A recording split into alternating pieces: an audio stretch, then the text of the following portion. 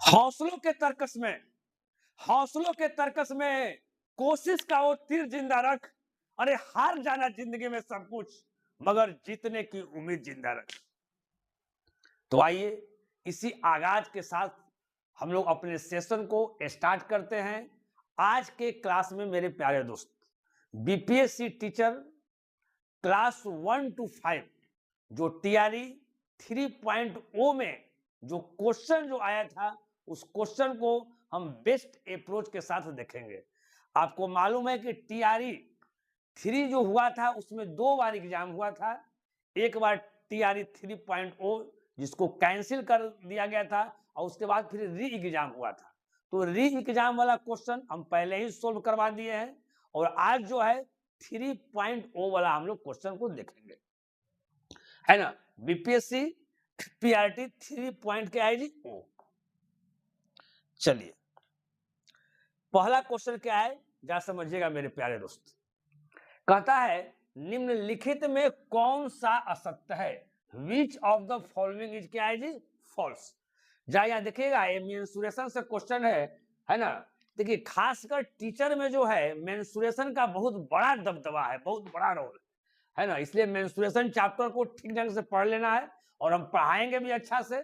अभी तो जो भी प्रीवियस क्वेश्चन है उस क्वेश्चन को दिखा रहे हैं, पढ़ा रहे हैं मेरे प्यारे दोस्त। कहता है एक समबाहु त्रिभुज का क्षेत्रफल √3/4 भुजा स्क्वायर होता है। ए को भुजा डिनोट करता है, तो ये सही बात है। हमको तो सही चुनना नहीं है जी, हमको गलत चुनना है, असत चुनना है। यानी ए जो दिया हुआ है ऑप्शन, वो आपका क्या है जी? सही है। चलिए अब बी ऑप्शन पर देखते हैं मेरे प्यारे दोस्त। कहता है कि वृत्त का क्षेत्रफल πr² है, ये भी सही बात है। वृत्त का क्षेत्रफल क्या होता है जी? Area of the circle is क्या होता है? πr², ये भी सत्य है, कहीं कोई दिक्कत नहीं है। चलिए अगला सी कहता है कि एक त्रिभुज का क्षेत्रफल √3/4 भुजा स्क्वायर है।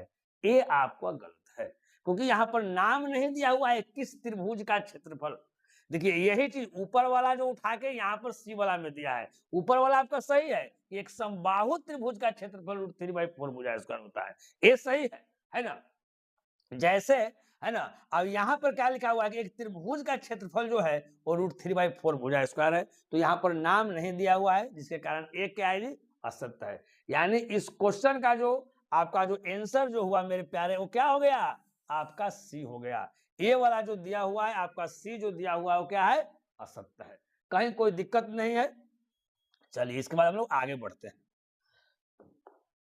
चलिए अगला क्वेश्चन क्या कह रहा है, जरा ध्यान दीजिएगा मेरे प्यारे दोस्त। अगला कहता है एक वृत्त का जो क्षेत्रफल है उसकी परिधि का दोगुना है, तो वृत्त की त्रिज्या ज्ञात करिए। वृत्त यानी क्या है जी? सर्कल।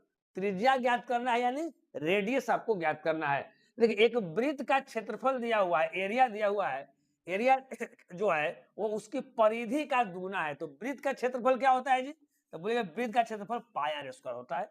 जरा ध्यान समझिएगा, एक वृत्त का क्षेत्रफल यानी जो πr² जो है मेरे प्यारे भाई, को क्या है? उसकी परिधि का दुगुना है, तो परिधि क्या होता है जी? 2πr। सरकमफ्रेंस वही ना होता है। इस जो परिधि जितना है उससे दोगुना ई वाला है। अगर ये दोनों को अगर बराबर करना चाहेंगे तो इससे हम लोग 2 से क्या करेंगे? गुना करेंगे तो बराबर हो जाएगा, कहीं कोई दिक्कत नहीं। चलिए अब यहाँ क्या करना है, जो कटता है काट दीजिए। देखिए पाए से पाए क्या हो रहा है जी? आपका यहाँ कट गया, कहीं दिक्कत नहीं। r², इसमें 2 r है, तो एक r से एक r कट गया, तो यहाँ एक r बच गया जी। तो r बराबर क्या हो गया? यहाँ ध्यान दीजिएगा, 2 2 जा क्या हो गया? 4, यानी r बराबर आपका 4 हो गया। 4 किसी ऑप्शन में है? ऑप्शन आपका बी में, कुछ नहीं है, एकदम बेसिक चीज है। जिस बच्चे को फॉर्मूला याद होगा वो बच्चे आराम से क्या कर लेंगे? बना लेंगे, कहीं कोई दिक्कत नहीं होना चाहिए। चलिए और जितना क्वेश्चन हम पढ़ा रहे हैं, जो भी क्वेश्चन आप पढ़ रहे हैं अपने से भी, तो एक बार बनाने की आवश्यकता नहीं है, उसको 10 बार बनाइए, तभी आपका सिलेक्शन होगा, है ना। धीरे धीरे देख रहे हैं कंपटीशन कितना टफ है ना। पीआरटी टीचर वाला में आप क्या सुन रहे हैं जी? टीआरई वाला में क्या सुन रहे हैं कि पीटी और मेन सब दोनों होगा मेरे प्यारे भाई। बताइए कितना जो है ना गलत किया जा रहा है। चलिए कुछ नहीं है, जो भी चीज होगा उससे लड़ना है और जंग को जीतना है। कहता है एक वस्तु का अंकित मूल्य यानी मार्क प्राइस जो है 900 रुपया है, उस पर 20%, 30% और 40% क्रमिक छूट मिलती है, तो छूट के बाद वस्तु की कीमत क्या है जरा समझिएगा। देखिए अंकित मूल्य जो है से 900 रुपया है। अंकित मूल्य कितना है जी? 900 रुपया है मार्क प्राइस है। देखिए पहला जो छूट है यानी पहला जो डिस्काउंट है, छूट का मतलब डिस्काउंट, पहला जो छूट जो है से 20% है, यानी 100% का चीज वो आपको कितना में दे दे रहा है जी? 80% में दे दे रहा है, यानी 80 बटा क्या हो गया? 100। कहीं कोई दिक्कत नहीं। फिर अगला छूट क्या है आपका जी? 30% है, यानी 100% का चीज आपको कितना में मिल जा रहा है जी? 70% में मिल जा रहा है मेरे प्यारे भाई। अगला छूट कितना है जी? 40% है, यानी 100% का चीज आपको कितना में मिल जा रहा है? 60% में मिल जा रहा है। इसी को काट कूट करना है, वही मेरे प्यारे क्या हो जाएगा? आपका आंसर हो जाएगा। जरा ध्यान से देखिएगा, है ना। पूरा कैलकुलेशन करने का फेरा में कभी नहीं रहिएगा, ठीक है ना। अब देखिए 2 जीरो यहाँ है, 2 जीरो यहाँ है, भगवान के प्यारे। देखिए यहाँ पर 2 जीरो, यहाँ पर 2 जीरो, भगवान के प्यारे। अब यहाँ 1 जीरो, यहाँ 1 जीरो, भगवान के प्यारे। देखिए नीचे में 10 आया है, नीचे में 10 आया है, इसका मतलब क्या है मेरे प्यारे भाई? कि लास्ट से एक पॉइंट के बाद हमारा डेसिमल बैठेगा। नीचे में 1 जीरो है, नीचे में 1 जीरो का मतलब है कि लास्ट से एक अंक के बाद हमारा क्या बैठेगा? डेसिमल बैठेगा।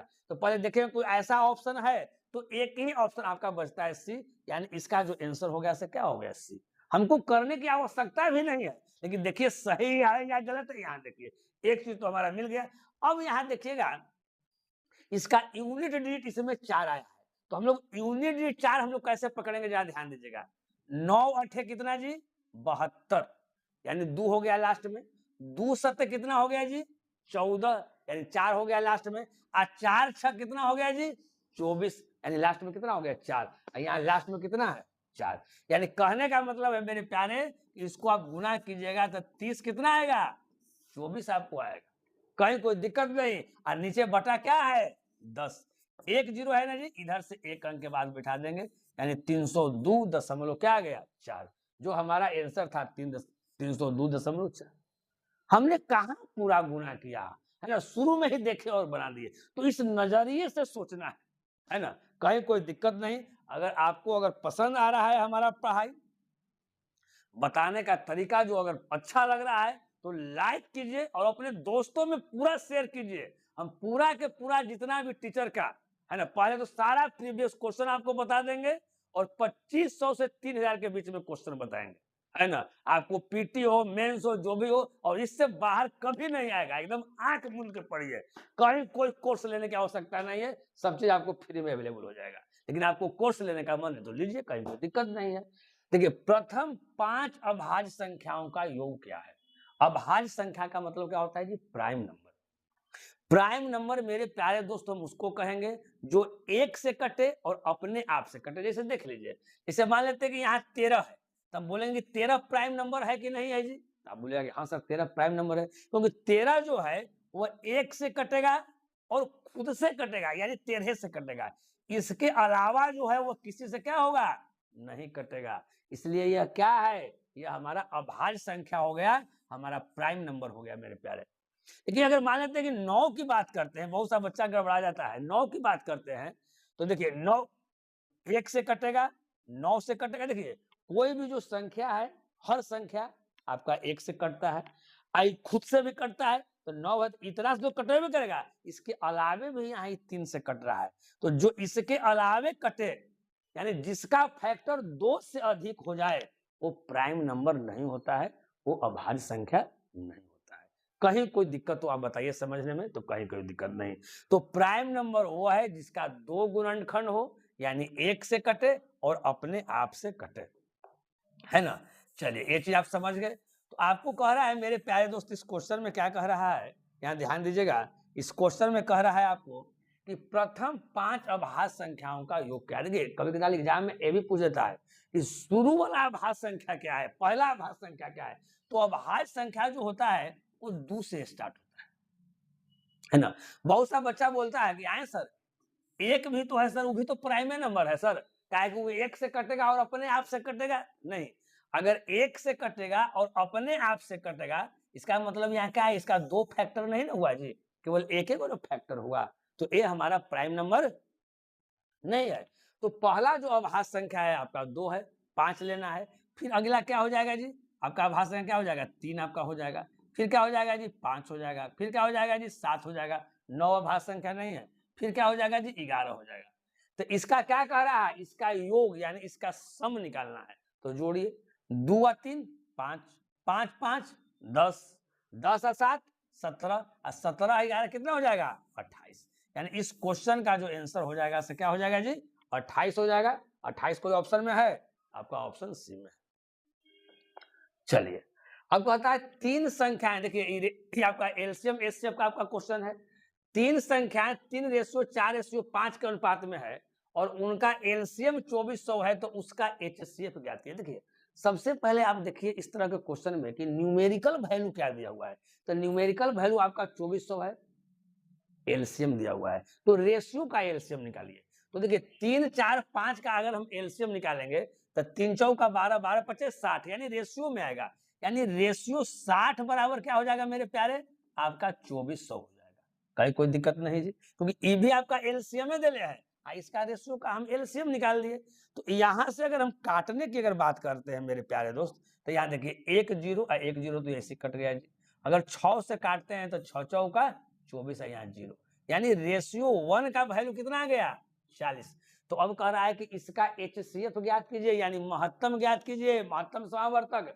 तो इसका एचसीएफ क्या होगा रेशियो वाला के, तो रेशियो वाला के तो 3 4 5 का एचसीएफ क्या होगा 1, और रेशियो 1 का वैल्यू निकालना था, यानी आंसर हमारा क्या आ गया 40। कहीं कोई दिक्कत नहीं, 40 आपका ए ऑप्शन हो गया एकदम।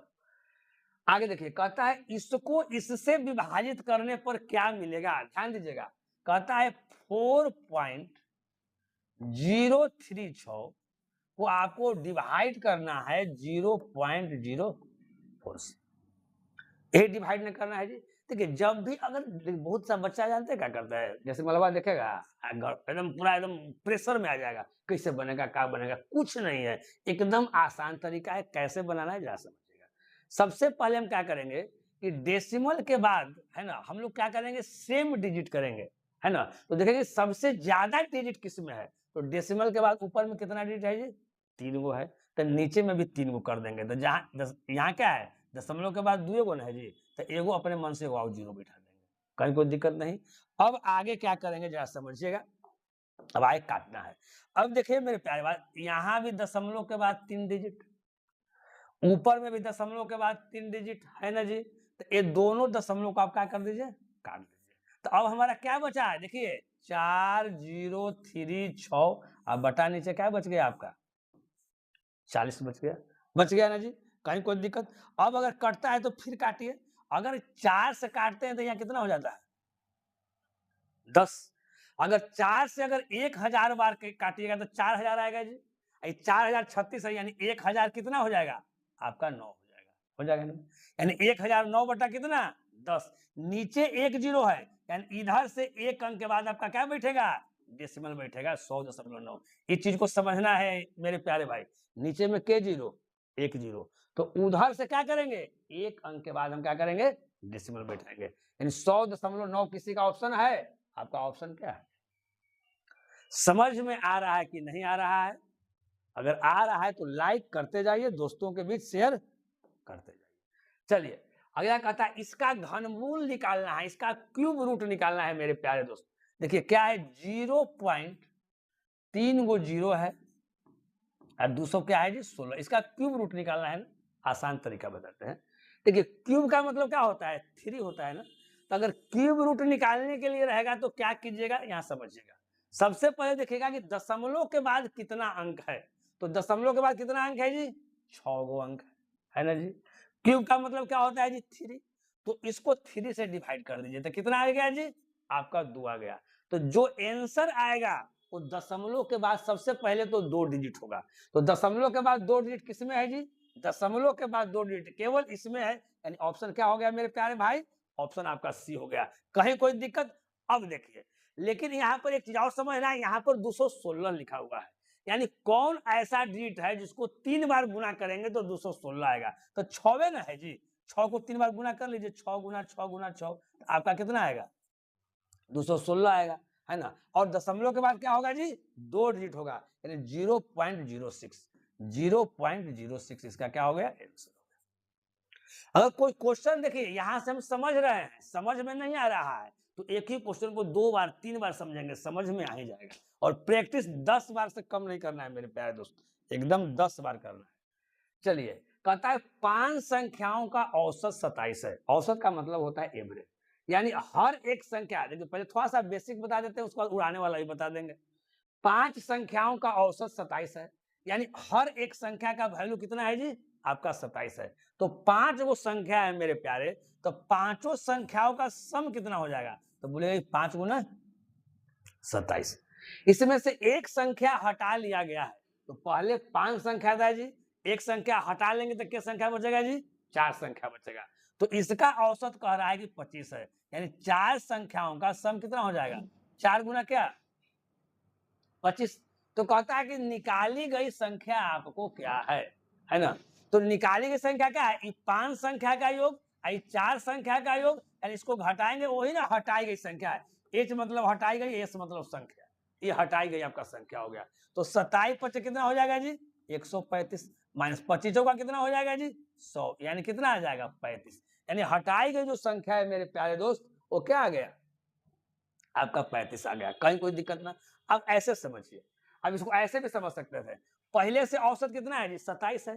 तो अगर मान लेते हैं कि एक संख्या गया, अगर 27 वाला अगर संख्या चल जाता तो एवरेज पर कोई प्रभाव नहीं पड़ता, है ना। तो यहाँ तो एवरेज पर प्रभाव पड़ गया, 25 हो गया, यानी पहले 27 था, यहाँ 25 हो गया। कितना कम गया, 2 कम गया, लेकिन इसके जाने से 2 कम गया, इसका मतलब है मेरे प्यारे दोस्त, ये वाला क्या था, इसका वैल्यू क्या था, ज्यादा था। कितना ज्यादा था जी, यहाँ देखिए, यहाँ कितना हो गया, 25 हो गया ना जी, यहाँ कितना हो गया, 25 हो गया। तो यहाँ 5 संख्या था ना, तो 5 संख्या का औसत 27 था, एक संख्या हट गया तो यहाँ कितना हो गया, 25 हो गया। कितना कम गया, 2 आपका कम गया। तो एक संख्या गया तो बचा के संख्या 4 संख्या, यानी टोटल जो घटा वो 4 दूनी कितना घटा, आपको 8 घट गया। इसके जाने से 8 घट गया ना, यानी जो गया संख्या इससे 8 ज्यादा था, यानी 27 और 8 क्या, आपका 35। तो आप ऐसे भी समझ सकते हैं मेरे प्यारे भाई।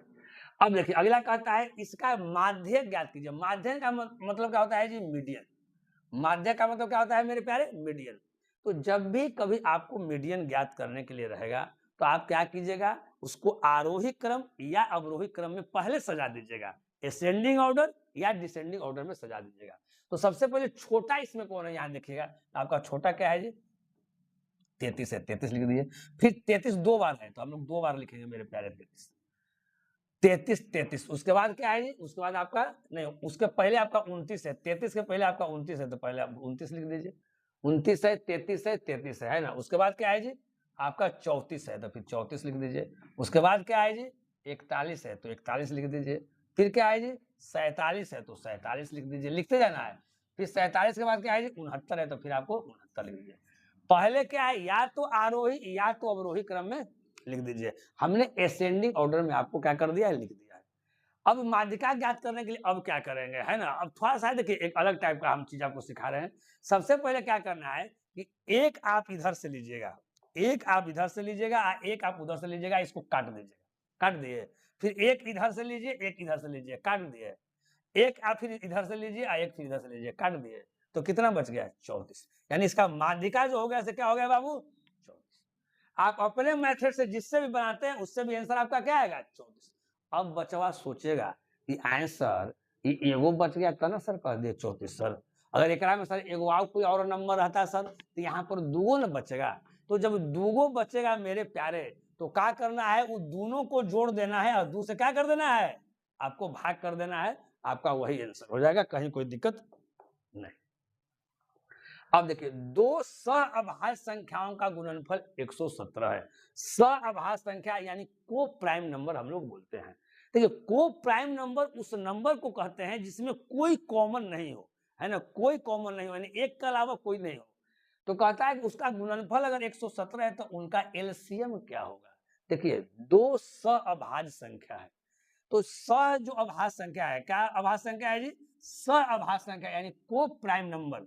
तो जो सहअभाज्य संख्या होता है मेरे प्यारे भाई, पहले जान लीजिए इसके बारे में, कि जो सअभाज्य संख्या रहता है, अगर सअभाज्य संख्या का अगर हम एलसीएम निकालते हैं, क्या निकालते हैं जी? एलसीएम निकालते हैं, तो जो दो संख्या दिया हुआ रहता है उसका गुणनफल हो जाता है एलसीएम। ठीक, अगर उसका एचसीएफ निकालते हैं, है ना, अगर उसका हम एचसीएफ निकालते हैं तो एचसीएफ हमेशा क्या आता है? 1 आता है। तो दो सअभाज्य संख्या, अब यहाँ देखिएगा, तो दो सअभाज्य संख्याओं का गुणनफल 117 दिया हुआ है जी, और उसका आपको एलसीएम निकालने के लिए है जी, तो एलसीएम क्या हो जाता है? सअभाज्य संख्याओं में क्या होता है एलसीएम? उसका गुणनफल हो जाता है। अब गुणनफलवा कितना दिले है? 117 दिले है। तो आपको बुड़बक में न बना रहा है जी, आप बुड़बक बन रहे हैं, यानी जो एलसीएम जो गुणनफल है वही आपका आंसर हो गया, आपका सी हो। अगर इसी में अगर एचसीएफ ज्ञात करने के लिए रहेगा तो उसका आंसर क्या आ जाएगा? वो सअभाज्य संख्या, दो सअभाज्य संख्याओं का एलसीएम जो होता है उसका गुणनफल होता है, एचसीएफ जो होता है वो क्या होता है? 1 होता है। कहीं कोई दिक्कत नहीं, कितना इजी क्वेश्चन है मेरे प्यारे, कहीं कोई दिक्कत नहीं। अब देखिए ये वाला क्वेश्चन है जी, खाली इसको सोल्व करना है, भिन्न के जोड़े ना है। चलिए इस क्वेश्चन को मेरे प्यारे भाई बनाइए, है ना, थोड़ा सा हम समय देते हैं, उस समय में आप बनाइए। देखिए इतना इजी जो क्वेश्चन आपको एग्जाम में आया हुआ है।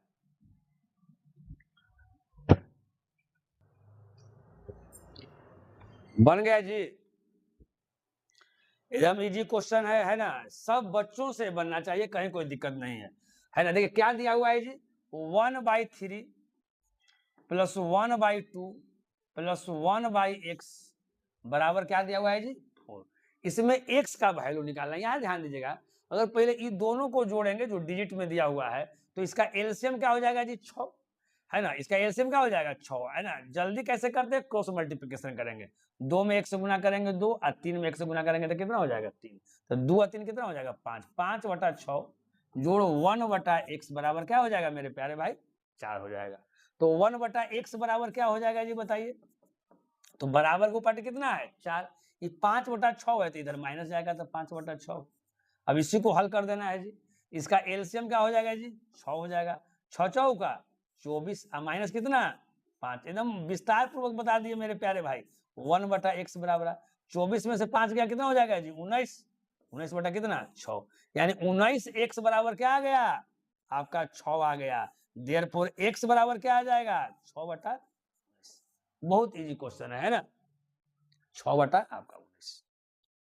चलिए अब कहता है कि एक छात्र के अंक, एवरेज का क्वेश्चन है, एक छात्र के अंक गलती से 63 के बजाय क्या कर दिया जी? 83 दर्ज कर दिया गया है, यानी 20 एक्स्ट्रा कर दिया है जी।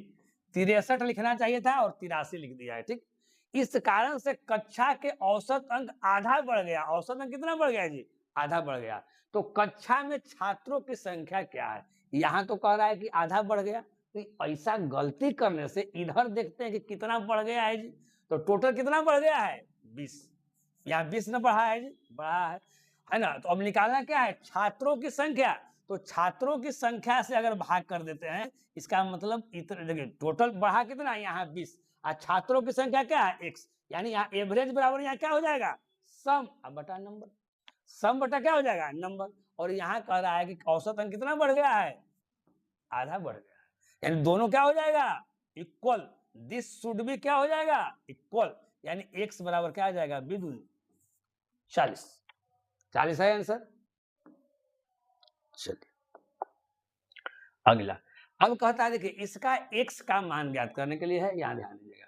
a दिया हुआ है 5, इस पर पावर दिया हुआ है x प्लस 3, यहां दिया हुआ है जी 25, यहाँ क्या दिया हुआ? 25। तो ये जो 25 जो दिया हुआ है उस 25 को हम पहले ही लिख दे रहे हैं 5 का क्या स्क्वायर, हम लिख दिया क्या जी? 25। हाँ, इस पर पावर कितना दिया हुआ है?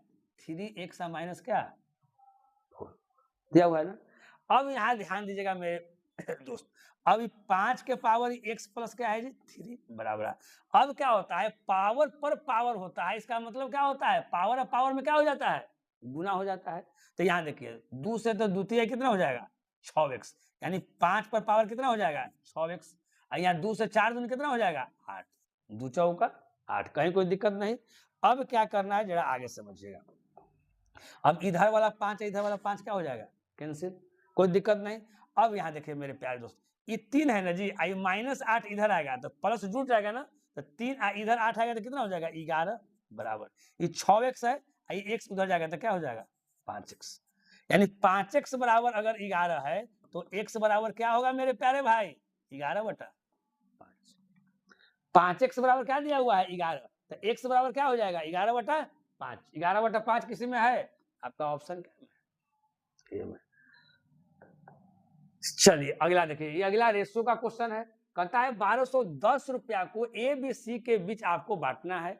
ए रेशियो बी आपको इतना होना चाहिए, बी रेशियो सी इतना होना चाहिए, तो सी को आपको कितना मिल रहा है, सी को मेरे प्यारे भाई कितना मिल रहा है। सबसे पहले तो आपको ए रेशियो बी रेशियो क्या निकाल दीजिए, सी निकाल दीजिए। ए रेशियो बी कितना दिया हुआ है जी, तो 5/4 दिया हुआ है।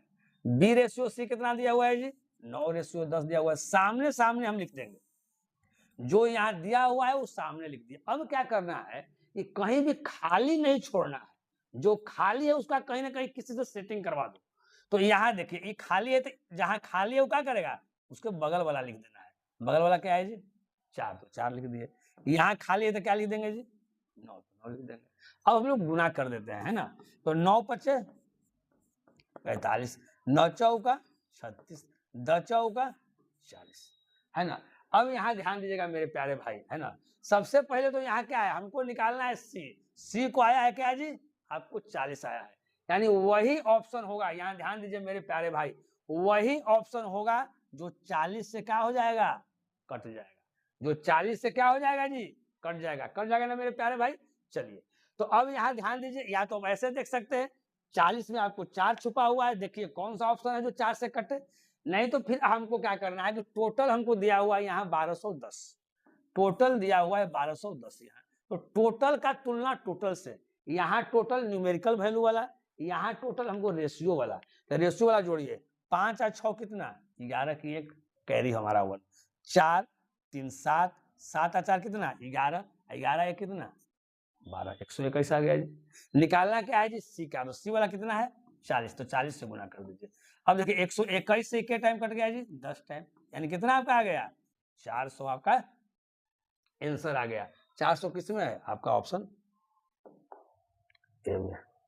कहता है 5% वार्षिक साधारण ब्याज पर, है ना, यहाँ ध्यान दीजिएगा सिंपल इंटरेस्ट का क्वेश्चन है।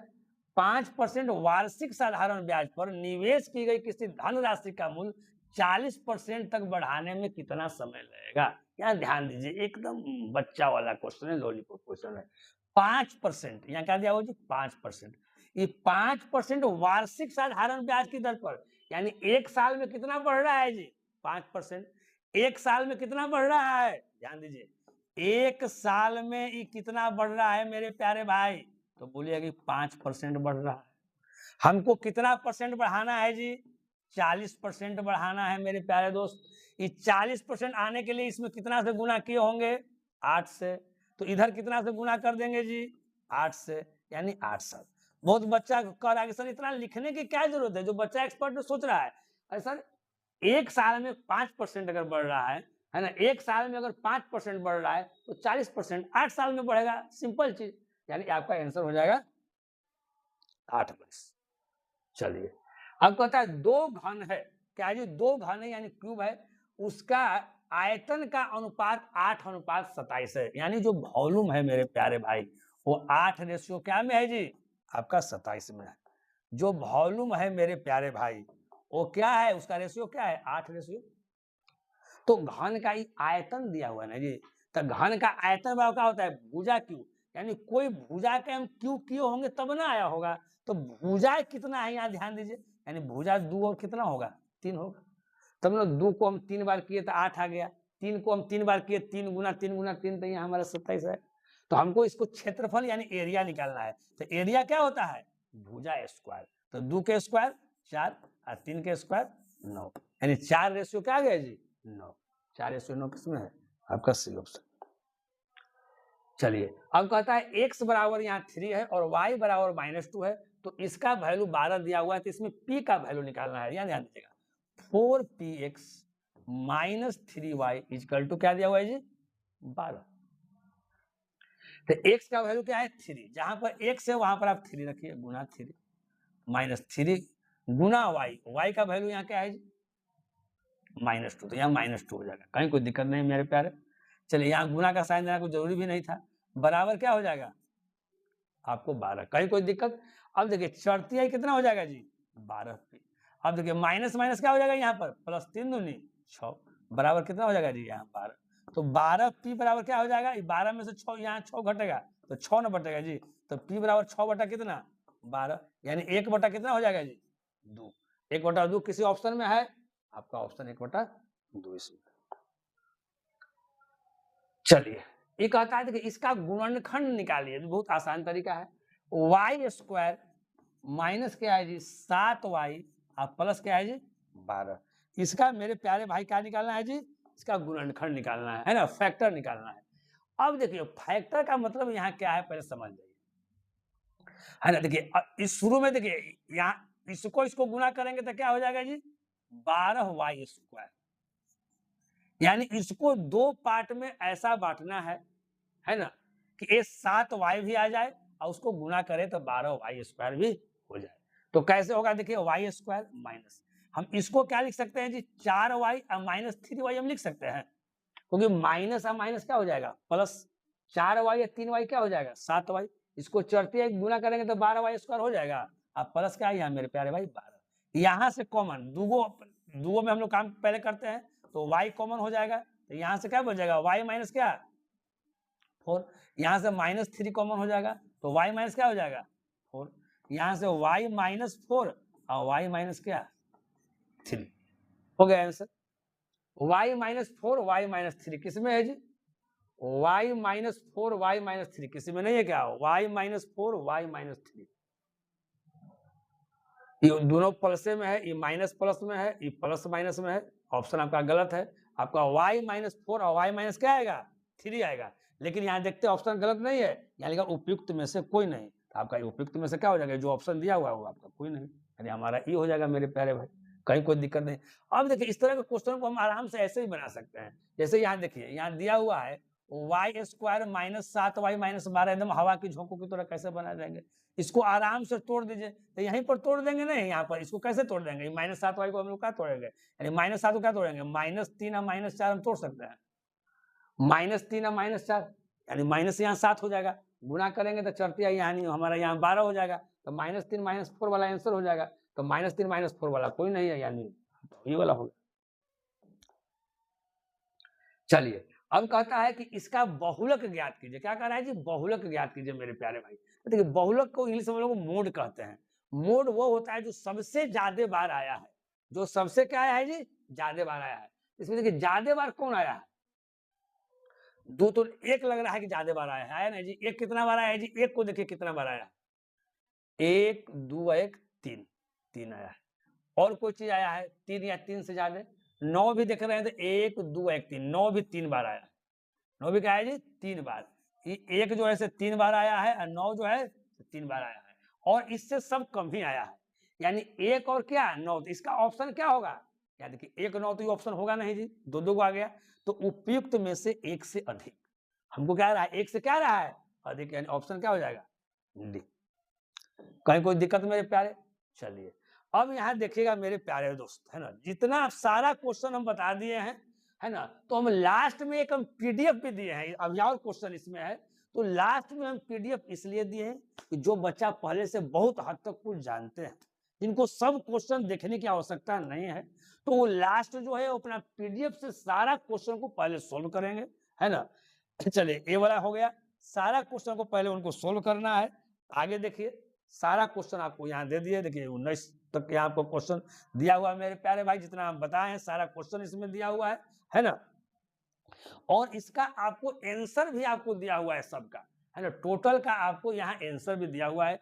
तो जो बच्चे पहले से कुछ जानते हैं उनको सारा वीडियो देखने की आवश्यकता नहीं है, सारा क्वेश्चन देखने की आवश्यकता नहीं है, जो डायरेक्ट वो अपना जो पीडीएफ है उसमें से जितने क्वेश्चन है वो क्वेश्चन को सोल्व करेंगे और अपना आंसर मिला लेंगे, है ना, कि आंसर हमारा कितना सही है कितना हमको गलत है। जो उसमें फंसेंगे जिसका आंसर नहीं मिलेगा उसको देख लेंगे, सॉल्यूशन भी दिया हुआ है। और इसी तरह से सारा इसके पहले जो है पहले प्राइमरी वाला है ना, सारा बताएंगे आपका क्लास 1 to 5 6 to 8 9 10 सारा हम बताएंगे। तो है ना, प्राथमिक वाला में क्लास 1 to 5 वाला में 3.0 जो री एग्जाम हुआ था उसको पहले बता दिए थे, आज 3.0 वाला बताए हैं, है ना। तो धीरे धीरे आपको सारा चीज आपको बता दिया जाएगा और उसके बाद जो है 2500 से 3000 के बीच में आपको क्वेश्चन बताया जाएगा। इससे फाजुल नहीं आएगा, आप लोग देख लीजिएगा। आप किसी का पढ़ते हो नहीं पढ़ते हो, जहां अच्छा लगता है वहां पढ़ाई कीजिए, देखिए, लेकिन जो हम बताएंगे उससे आपको ज्यादा नहीं आएगा, जो बताएंगे वही एग्जाम में छपेगा। तो फिर मिलते हैं हम लोग नेक्स्ट वीडियो।